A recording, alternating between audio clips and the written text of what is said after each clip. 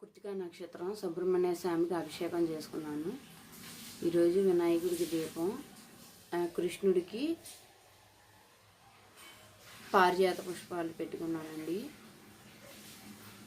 ఇవాళ చలివిడ వడపప్పు పానకం నైవేద్యం పెట్టాను. సుబ్రహ్మణ్య స్వామికి మరువుందండ, గులాబీల అలంకారం, చామంతుల అలంకారం చేశానండి. అభిషేకం చేసుకున్నాను.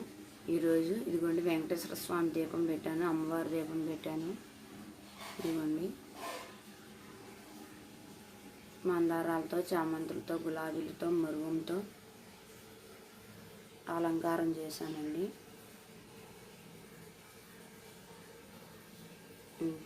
మీకు కనుక ఈ వీడియో నచ్చితే లైక్ చేయండి, షేర్ చేయండి, సబ్స్క్రైబ్ చేయండి.